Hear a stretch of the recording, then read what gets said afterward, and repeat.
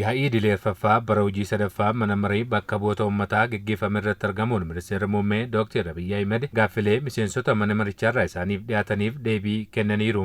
Gaaffii miseensota mana marichaarraa ministeera muummeef dhiyaatan keessaas dhimmoonni hawaasummaa, dinagdee fi siyaasaa isaan gurguddoodha. Dhimmoota hawaasummaa keessaas gama damee fayyaa fi barnootaan wantoota xiyyeeffannoo barbaadan irratti miseensonni mana maree kunneen ministeera muummeef gaaffii dhiyeessan keessaas kufaatii sirna barnootaa fooyyessuuf qormaata kutaa 12ffaa qofarratti xiyyeeffachuun furmaata ta'uu danda'an gaaffii isa jalqabaati. Sirna barnootaa fooyyessuun dadhabbii fi dhamaatii guddaa kan gaafatu ta'uu ministeerri muummee himanii kufaatii sirna barnootaa keessa jiru furuuf barii jijjiiramaa waan torba bu'uura taasifannee hojiitti seennee jedhaniiru. አንደኛው ስርዓተ ትምህርት ካሪኩለም መቀየር፣ ሁለተኛው የመምህራን አቅም መገንባት። tokkoffaan sirna barnootaa fooyyessuudha. Lammaffaan dandeettii barsiisotaa cimsuudha. Sadaffaan sirna bulchiinsa barnootaa fooyyessuu fi jijjiiruu. Afraffaan bu'uuraalee misoomaa haalaan babal'isuu. Kana jechuunis manneen barnootaa sadarkaa tokkoffaa, lammaffaa fi oolmaa daa'immanii babal'isuu jechuudha. Isaan kunneen baay'inaan waan hin turreef inni shanaffaan sirna qormaataa fooyyessuudha. Jahaffaan sagantaa nyaata barattootaa eegaluu. Torbaffaan dhaabbilee barnoota olaanoo babal'isuu dhiisnee qulqullina irratti hojjechuudha qabna. Waggoottan shanan darban keessa yuunivarsiitii tokkollee haaraa hin saaqne. Garuu oolmaa daa'immanii 18,000 hanga 19,000 ta'an hirmaannaa uummataan ijaarreerra. Sadarkaa gadiitti yoo hin hojjenne sadarkaa gubbaatti yoo investi taasisne homaa bu'aa hin qabu. Barattoonni qabxii darbiinsaa hin finne carraan isaanii maal ta'a jechuunis miseensonni mana maree kunneen kaasaniiru. በቅርቡ ይፋ የሆነው የ2015 የ12ኛ qabxiin qormaataa kutaa 12ffaa kan bara 2015 kenname barattoota irratti dhiibbaa kan uumedha. Rakkoo kana keessaa baanee qulqullina barnootaa eegsisnee bu'aa qabeessummaa barattootaa ol guddisuuf akka mootummaatti maaltu yaadame?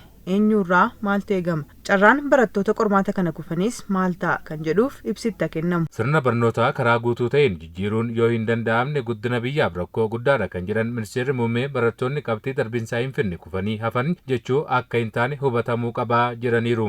የፈተና ውጤት በሚመለከት Firii qormaataa ilaalchisee kanneen qabxii 50 ol fidan yuunivarsiitii kallattiin galanii barachuu danda'uu jedha malee bara darbees bara kanas 50 hin dhaabbanne. Hanga 30 gadi buune nama baay'ee fudhannee waggaa tokkoof leenjii kenninee fi barnoota isaanii akka itti fufan taasisneerra. Mucaan kiyya na jalaa kufee jedhee maatiin ittiin dhiphanne hin jiru. Ijoollee keenyaaf akka milkaa'uun barbaanna waan ta'eef garuu akka jirutti yoo itti fufsiisne biyyaaf caba guddaadha. Ijoolleen keenya qormaata jireenyaa kufuu mannaa qormaata yeroo tokko kufuu wayya. Ijoolleen amma kufan kun kufanii hafuu jechuu miti. Ijoolleen kunneen gaaffii kennamee fi deebisuu dhiisuu malu ta'a.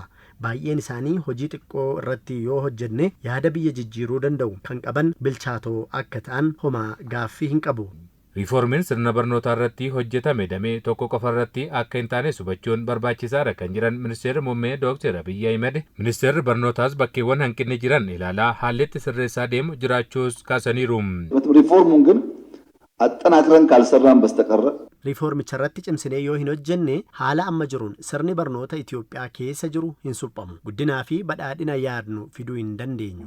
Kanaaf itti cichinee fooyyessuu qabna. Ministeerri barnootaa gama kanaan hanqinni yoo jiraate ilaalaa fooyyessaa deemuu danda'a. Haala nama hunda hammateen. Riiformichi qormaata qofaa irratti miti.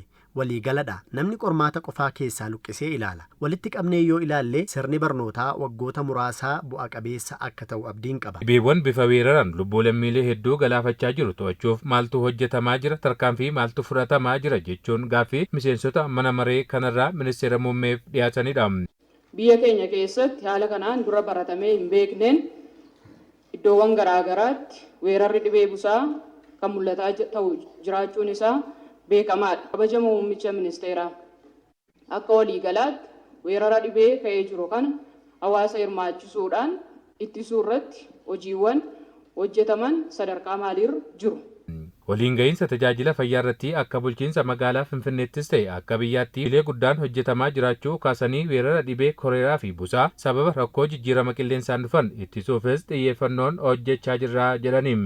ኬንያ፣ ኢትዮጵያና ሶማሌ የሚዋሰኑበት አካባቢ ላይ Naannoo daangaa Keeniyaa, Soomaaliyaa fi Itoophiyaan wal daangeessanitti busaa fi koleeraan mul'atee suuta babal'ataa deemeera. Kun immoo rakkoo jijjiirama qilleensaarraa kan dhufee fi meeshaaleen sakattoos dhibicha adda baasuuf rakkachaa turan. Kana ittisuuf ammoo mootummaan deeggarsa olaanaa taasiseera. Saaphanni siree miiliyoonni 20 ol raabsamaniiru. Namoonni miiliyoonaan lakkaa'aman talaallii fudhataniiru. Qorichoonni baasii guddaan akka galanis taasifameera. Weerara akkasii karoorsinee itti qophoofnee kan eegnu waan hin taaneef balaa isaan dhaqqabsiisan guddaadha. Ittisuu fi to'achuuf sochiin taasifame kan tuffatamuu miti. Yeroo itti aanuttis kana cimsanii itti fufuun barbaachisaadha.